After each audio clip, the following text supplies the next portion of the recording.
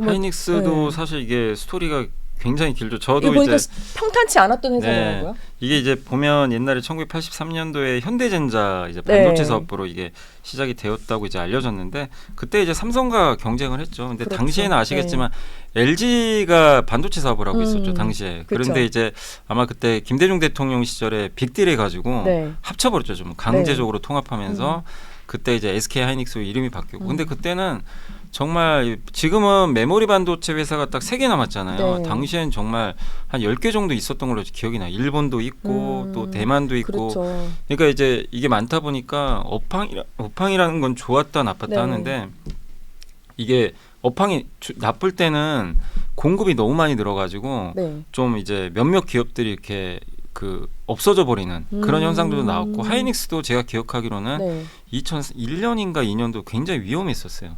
그래요? 막 부도설 2000? 돌고 그래서 매각 그쵸. 그때 아마 네. 또 매각하려고도 했던 걸로 제 기억이 나거든요. 네. 막 여기저기 그때 그래서 마이크론이 가져간다는 얘기도 있었어요. 그렇죠. 저도 이제 그때 주식 투자 하고 있을 때니까 기억이 아직도 나는 게 마이크론이 인수한다고 하니까 주가가 급등해 버리는 거예요. 네. 근데 사실은 인수했으면 큰일 날 뻔했죠. 그러게요. 지금 따지고 보면 그러니까요. 그렇죠. 이 어마어마한 회사를 결과적으로는 미국에 엄청난 넘겼다면 회사죠. 네. 근데 그리고 어쨌든 그 여러 사이클을 타면서도 어쨌든 살아나왔는데 근데 너무 재무구조가 좀 안 좋다 보니까 삼성은 체력이 좋잖아요. 네. 그래서 계속 매각 이슈. 사실 주인이 없었어요 당시에. 그래서 결국엔 이제 누구한테 넘길까? 예전에 조선하는 현대중공업이 인수할 뻔도 했었고 네.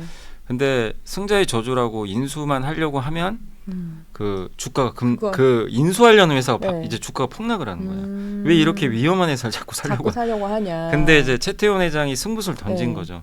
그때 다들 놀랐어요. SK가 인수를 한다고 그 통신사 SK텔레콤이 네, 다들 이제 깜짝 놀라서 이것도 승자의 저주 오면 어떡하냐. 왜냐 SK텔레콤 돈을 잘 벌잖아요. 그렇죠.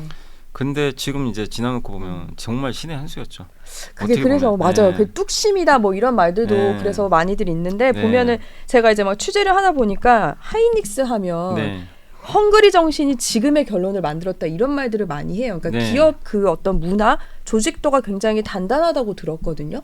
네. 좀 문화가 좀 다른 부분이 있나요?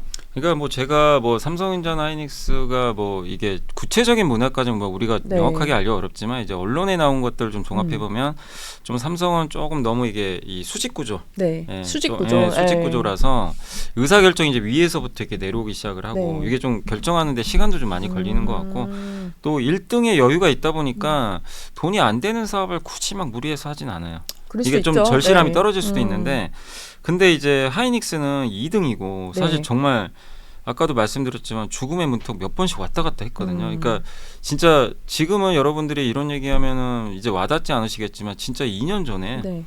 부도설 돌았어요. 이제 불과 2년밖에 안 됐거든요. 네네. 당시에도. 근데 이제 이 엔비디아 HBM 납품하면서 기사회생을 하게 됐는데 어쨌든 2등이란 이제 절실함이 있다 보니까 네. 이런 이제 중요한 기술 HBM이란 이제 메모리 반도체는 반드시 AI 들어가잖아요. 네. 이거를 포기를 안 했죠. 삼성은 조직을 좀 축소하고 있었고 돈이 안 되니까. 근데 이거를 포기하지 않았고 그리고 계속 조직 문화가 이게 수평화돼 있다 보니까 네. 이런 데서도 기술 관련해서 뭐 의사결정할 때도 기술자들을 좀 약간 이제 우대하는 그런 문화도 있고 그리고 사실 2021년도에 그때 반도체 업황 좋을 때 또 네. 그런 일도 있었죠. 이게 뭐 그때 뉴스에도 크게 보도됐던 게 하이닉스 그 직원들이 불만이 되게 심하다. 왜냐하면 왜 경쟁사보다 인센티브가 적냐. 그렇죠. 그래서 그때 좀 바꿨던 네. 걸로 알려져 있어요. 인센티브도 그때 좀 그래서 뭐 과감하게. 이직한다 막 이런 말들도 네. 엄청 많았잖아요. 근데 그때 채태원이 또 잘했던 게 그런 이제 직원들의 마음을 좀 잘 다독여가지고 또 지금의 또 성과 체계를 또 확립했는데 그러니까 지금은 오히려 이제 삼성에서 하이닉스를 좀 부러워하죠. 이 성과 체계 보고 그래서 그런 것들을 이제 그러니까 이런 것 같아요. 여러 번의 정말 죽을 고비를 몇 번 넘기면서 네. 확실히 정말 위기에 강해졌고 뭔가 변화할 때 빠른 의사결정해가지고 그 선두권에 치고 네. 나갈 수 있는 그런 힘들을 이게 다지고 있었는데 삼성은 계속 1등이고 어차피 하이닉스가 계속 못 쫓아올 거라고 계속 네. 생각을 하고 좀 안좋아했던 것 같아요 사실은. 근데 이번에 네. 어쨌든 AI 시대가 이제 바뀌면서 삼성전자가 지금 이제 뒤쳐져 버리는 이런 좀 결과로 나왔던 것 같습니다. 그 조직 문화 말씀하셨는데 이제 죽음의 고비를 몇 번 넘기면서 이 이 문화를 좀 다른 회사도 배우면 좋겠다고 들었던 게 들은 얘기인데 이제 비용 네. 통제나 이럴 때 왜 비상경영 모드가 있잖아요. 네. 그럼 이미 체계가 되어 있어서 맞아요. 자동 네. 시스템으로 작동이 되게 기능이 되어 있는 게 대대적으로 되어 있기 때문에 왜 직원 입장에선 그렇잖아요. 하고 있는데 회사가 어렵다. 그러면 사실 조금은 먼 얘기 같은데 갑자기 쪼이면 불만이 그럴 생기기 수 마련인데 있죠. 네. 근데 이런 것도 좀 우리 한국 그 기업이 두루두루 좀 배울 만한 조직 문화 아닌가요? 네, 그러니까 이제 뭐 비상경영 같은 것들도 많이 하죠. 뭐 사실 저희 회사도 안 했던 경우가 아니라 모든 회사에 그 적용이 되죠. 2020년도에도 아마 대부분 증권사들이 아마 그때 다 이제 코로나 때 비상경영 했을 거예요. 네, 그렇죠. 근데 이제 그렇게 갑자기 이게 뭐가 좀 나오면 당연히 직원들도 좀 일부는 위축될 수 있는데 근데 이제 하이닉스 같은 경우는 너무 막 이렇게 이런 일들이 좀 많이 이제 상시적으로 2년에 한 번씩 사이클로 이렇게 또 다가오다 네. 보니까 그런 것들에 대한 대비도 좀 상당히 잘 돼 있었고 근데 이번에 저도 좀 느꼈던 게 결국 1등 기업이 이렇게 어쨌든 2등이 되는 것도 네. 그냥 이게 순식간이구나. 왜냐하면 그 HBM이란 것도 앞으로 올 걸 미리 알고 네. 있었겠죠, 삼성도. 근데 네. 돈이 안 되니까 이걸 뒤로 미뤘는데 그 결정 하나가 지금의 역전을 좀 만들어 버렸잖아요. 그러니까 그걸 보면서 네. 느낀 게 이게 결국 미래를 위해서 투자하는 거는 돈을 아끼면 안 되는 것 같아요. 당장 돈 안 과감한 된다. 선택이 예. 좀 있어야 되는 것 같긴 해요. 예. 그래서 지금 미국 기업들도 AI 이제 메타가 이제 주가 빠진 이유 중에 하나가 주커버그가 또 계속 그 얘기를 합니다. 자꾸 이제 AI 지금 지출 좀 많이 해야 될 것 같다. 네. 돈은 좀 못 벌 수 있는데 주주들은 그게 좀 불만인 것 같아요. 왜냐하면 돈이 계속 나가야 계속 되니까. 나가니까. 돈은 그게 아직 안 되거든요. 그렇죠. 근데 그러다 보면 근데 이건 메타만 하는 게 아니라 아마존도 방금 말씀드렸지만 막대한 투자를 하겠대요. 그래서 그 얘기는 여기서 1, 2년 정말 돈 아낀다고 잠깐 이렇게 투자 줄이잖아요. 그러면 경쟁자들은 저 앞으로 가 있어요. 그 사이에 틈을 타고 들어가겠죠. 네, 그래서 제가 사실 이제 강의할 때마다 한 번씩 이제 그런 얘기를 하는 게 뭐냐면 이제 이상한 나라의 앨리스 있잖아요. 네. 그 동화책 보면 동화책. 네. 붉은 여왕 이펙트라고 네. 붉은 여왕 그 거기 이제 가서 붉은 여왕이 계속 이제 앨리스 손잡고 막 같은 자리로 맴돌잖아요. 네네. 그게 이제 이유를 물어보죠. 왜 이렇게 자꾸 맴도냐? 음. 이 세상에 여기서는 같은 자리에 있으면 도태된다.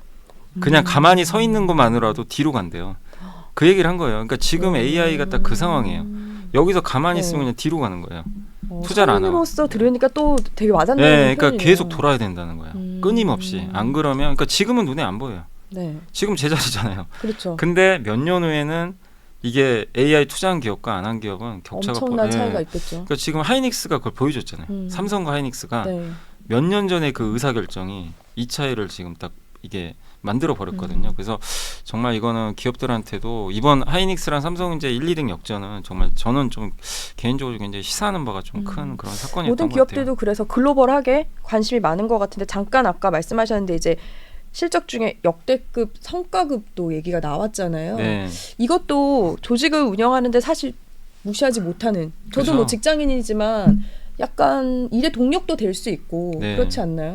그러니까 아무래도 우리는 지금 어쨌든 자본주의 시대에 살고 있거든요. 네. 당연히 내가 이제 능력을 발휘한 만큼 또 성과가 나오면 거기에 따라서 인센티브를 받길 당연히 원하는 거고 그게 결국 자본주의가 돌아가는 시스템이니까. 근데 그런 성과급이 없으면 하이닉스 직원들이 뭐하러 열심히 일을 하겠어요. 뭐 아무리 해도 성과가 안 나온다면 네. 당연히 안 합니다. 그거는 자본주의의 기본 원리이기 때문에 잘한 만큼 주는 거는 당연한 거고 그래서 이제 미국이란 이제 나라들 이렇게 테슬라도 저번 주에 한번 얘기했지만 네. 저번에 한번 얘기했었지만 거기도 가차 없잖아요. 못하면 그냥 거기는 그냥 바로 바로 해고 그렇죠. 시켜버리고 근데 잘하면 그 엄청난 그 스톡 옵션이죠. 네. 주식 보상을 어마어마하게 하니까 주가 오른 만큼 굉장한 성과를 낼 수 있거든요. 근데 저는 이제 우리나라도 좀 네. 그런 거 도입했으면 좋겠어요. 그 주식 보상 같은 거. 필요하다고 생각을 네, 해요. 왜냐하면 네. 이제 주가가 오르면 그래서 주식 부자가 기업 안에서 탄생을 하면 더 열심히 일할 동기가 생기는데 그럼요. 미국은 그게 좀 잘 갖춰져 있는데 우리 한국은 이제 아직까지는 주식 보상보다는 조금 이제 현금 보상이 좀 많다 아직은, 보니까 네, 근데 그런 하죠. 것들도 이제 나중에 체계적으로 네. 좀 잡히면 더 좋은 성과들을 낼 수 있는 그런 흐름이 나오지 않을까 이렇게 보고 지금 뭐